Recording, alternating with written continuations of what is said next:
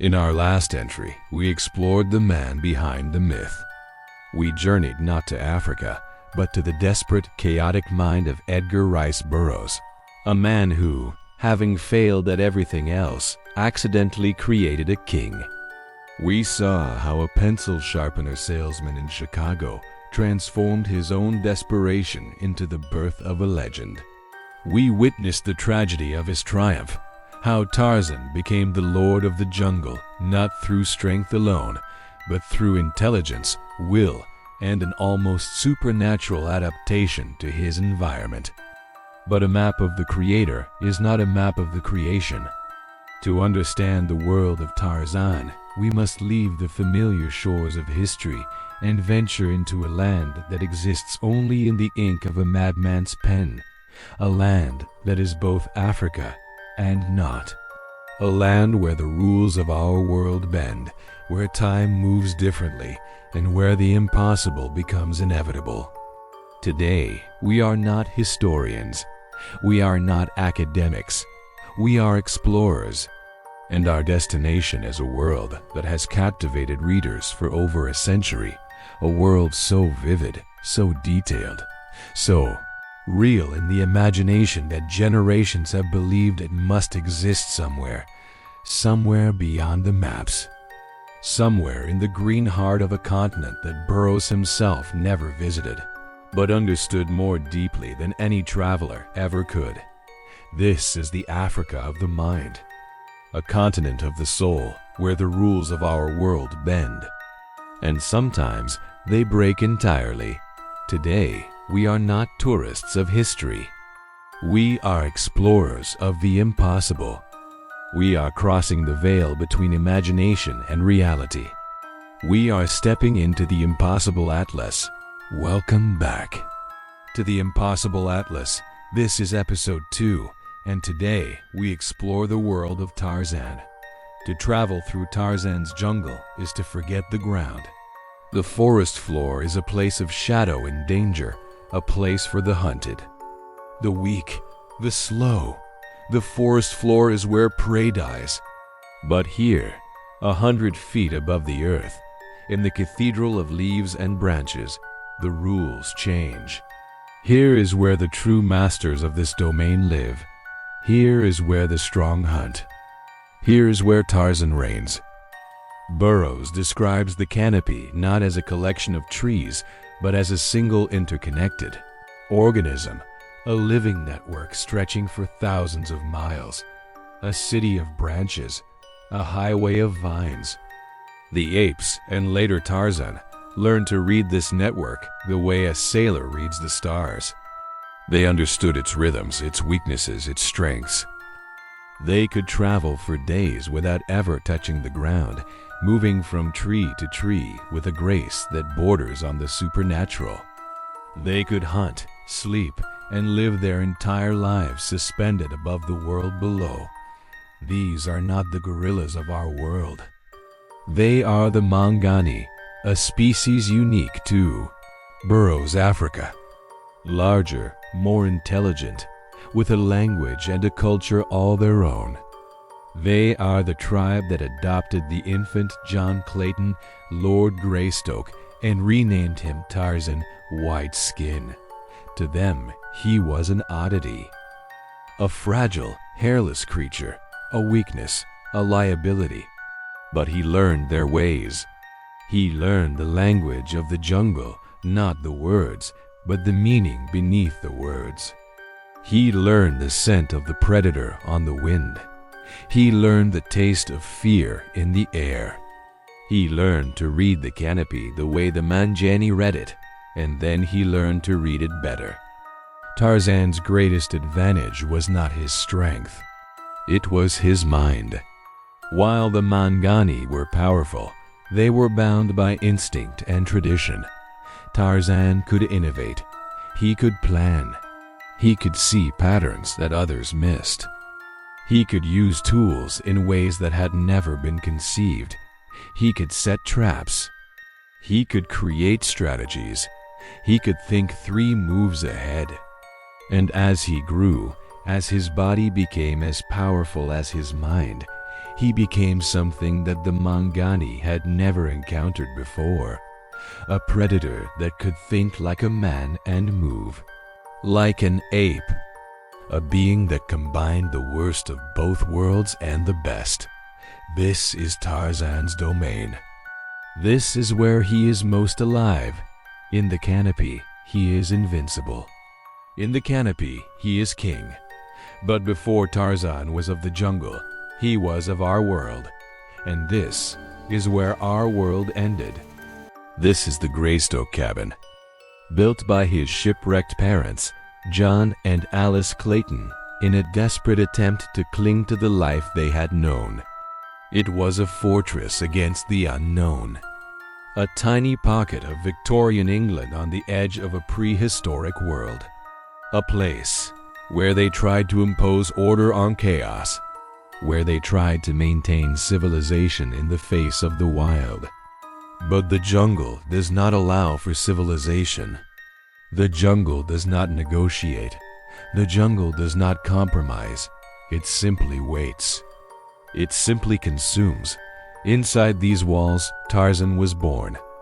And inside these walls, his parents died, leaving him an orphan in a world that should have killed him. His mother, Alice, died of fever, a slow, agonizing death in a place where there was no medicine, no comfort, no hope. His father, John, was killed by Karchak, the king of the apes, in a moment of brutal violence. The infant Tarzan was left alone, utterly alone. But it was also here in this cabin that Tarzan discovered his humanity. He found his parents' books, their primers, their dictionaries, and through sheer obsessive will, he taught himself to read. He deciphered the little bugs on the page. He learned the meaning of words.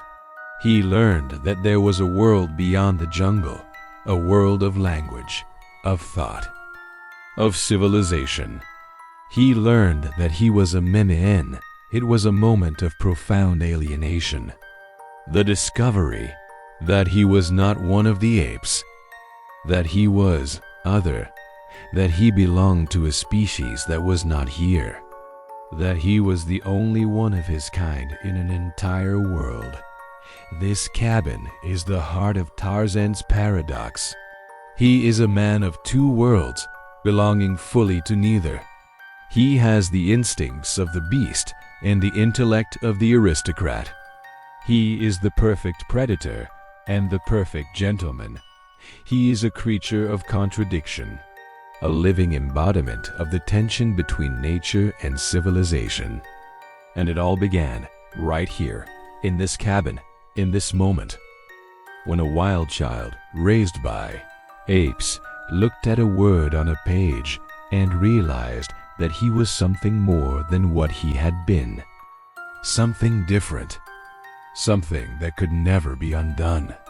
But the jungle holds deeper secrets than a lost cabin. It hides the remnants of civilizations that rose and fell long before our own. It hides a place of legend, a place of fabulous wealth and terrible danger. A place that should not exist and yet does. This is Opar. According to Burroughs, Opar is the last outpost of Atlantis, a colony founded 10,000 years before the events of the Tarzan novels, when a great cataclysm sank the island home of an advanced civilization. The survivors fled to Africa, carrying with them the treasures of their culture, their knowledge, their art, their gold.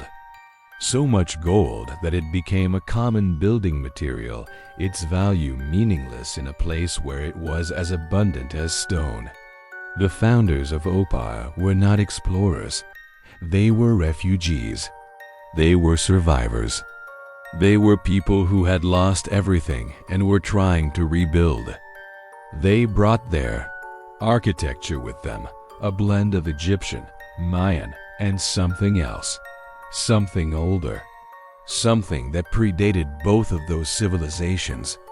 They built their city in this hidden valley, protected by mountains, hidden from the world. They built it to last. They built it to endure, but time is a cruel god. The Atlantean bloodline thinned over the millennia. Their knowledge was lost, their culture devolved. The people of Opar became a shadow of their former selves. What had been a civilization of scientists and philosophers became a society of priests and priestesses ruling over a population of brutish, ape-like men. The high priestess, known as La, holds absolute power. She is beautiful and terrible. She is wise and mad. She is the keeper of the city's secrets and the guardian of its treasure. La is one of Burroughs' most fascinating creations. She is not a villain. She is not a hero. She is something more complex. She is a woman who has lived for centuries, or so she believes. She is the high priestess of a sun god, and she believes that she has been chosen to rule. She believes that Tarzan is her destiny, that he is the one who will help her restore Opar to its former glory. She is obsessed with him. She loves him. She would kill for him. She would die for him. And she would destroy the world for him. The city of Opar is built around a central temple. And beneath that temple, in a vault that has been sealed for millennia, is the treasure of Atlantis. Gold, jewels, artifacts of a civilization that should have been lost to time. It is a treasure beyond the dreams of avarice. It is a treasure that has driven men mad. It is a treasure that has cost lives. It was this treasure that first drew Tarzan to Opar. He came seeking wealth, seeking to build an empire of his own. But what he found was something more dangerous. He found La. He found a woman who saw him not as a man, but as a god, a savior, a destiny. And in Opar, Tarzan discovered that even the Lord of the Jungle could be vulnerable. Even he could be trapped. Even he could be in danger. Opar represents the collision of two worlds. The world of civilization, represented by the city's ancient architecture and accumulated wealth, and the world of nature, represented by the jungle that is slowly reclaiming it. Opar is dying. It is being consumed by the world that surrounds it, and there is nothing that La or anyone else can do to stop it. The jungle always wins. Time always wins. The wild always wins. But Opar is more than just a setting for adventure. It is a symbol. It is a representation of the tension that runs through all of Tarzan's world. The tension between the old and the new, between civilization and nature, between order and chaos, between the desire to preserve what was and the inevitability of change. Opar will fall, not to an enemy, not to an invader, but to time, to the jungle, to the relentless march of nature. And perhaps that is Burroughs' ultimate message, that civilization is temporary, that all empires fall, that the jungle is eternal. If Opar is a relic of a lost civilization, then this place is a relic of a lost world. Burroughs' Africa is not a static environment. It is a tapestry of different eras, a place where the past is not dead. It is not even past. This is the Valley of Monsters, a prehistoric ecosystem thriving in the heart of the 20th century, a place where dinosaurs that should have been extinct for 65 million years walk the earth as if they were born yesterday, a place where the rules of paleontology do not apply, a place where the impossible is commonplace. How does such a place exist? Burroughs never fully explains it. Perhaps it is a hidden pocket of the world, isolated from the rest of civilization. Perhaps it is protected by geography, surrounded by mountains so high that no one has ever crossed them. Perhaps it is protected by something else, something more mysterious, something that keeps the outside world out and the prehistoric world in. But what matters is not how it exists. What matters is what it means. The Valley of Monsters is a test. It is a trial. It is a place where Tarzan is forced to confront the limits of his power. In the Valley of Monsters, Tarzan is not the king. He is prey. His skills, his strength, his intelligence are all tested to their absolute limit. This is not the noble jungle of the Mangani. This is not the familiar territory where he has spent his entire life.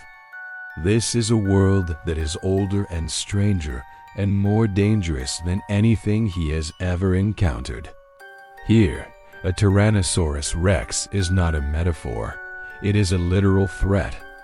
A creature that weighs 10 tons. A creature with teeth that can pierce armor. A creature that has evolved over millions of years to be the perfect predator. And Tarzan is not the perfect predator here. Tarzan is the prey. But Tarzan is not just a man of strength. He is a man of strategy. He is a man who can think. He is a man who can observe. He is a man who can learn. And in the Valley of Monsters, he learns. He learns the patterns of the dinosaurs. He learns their weaknesses. He learns their behaviors. He learns to use the environment against them. He learns that a T-Rex, for all its power, is not as agile as he is. He can outmaneuver it. He can tire it out. He can lead it into traps. He can use fire, a tool that the dinosaurs do not understand, to drive them away. He can use his intelligence to overcome the raw power of these prehistoric beasts. The Valley of Monsters is more than just a setting for adventure. It is a philosophical statement. It is Burroughs' way of saying that civilization is a thin veneer. That beneath our cities and our laws and our technology, the primal forces of nature still hold sway. That the wild is always waiting. That the beast is always lurking beneath the surface. Tarzan is the living embodiment of this theme. He can attend a dinner party in Paris one month, discussing philosophy and literature with the elite of European society. And the next month, he can be in the Valley of Monsters, fighting for his life against creatures that should not exist. He is the bridge between our world and this one. He is the proof that civilization and nature are not opposites. They are two sides of the same coin. The Valley of Monsters is also a test of Tarzan's ultimate capabilities. It is the place where he is pushed to his absolute limit. It is the place where he discovers that he is not invincible, that there are forces in the world that are stronger than he is, that he must rely on his mind, his cunning, his adaptability to survive. It is the place where he becomes not just the Lord of the jungle, but the Lord of the impossible. Tarzan's Africa is more than just a setting. It is a character in its own right. It is a world of savage beauty and profound mystery. A world that reflects the deepest fears and desires of the man who created it. A world that, once entered, is never truly left behind. It is a world where the impossible becomes possible, where a man raised by apes can become a king, where a lost city of gold can exist in the heart of the jungle, where dinosaurs can walk the earth millions of years after their extinction, where the rules of our world do not apply. But it is also a world that is dying. The jungle is reclaiming Opar.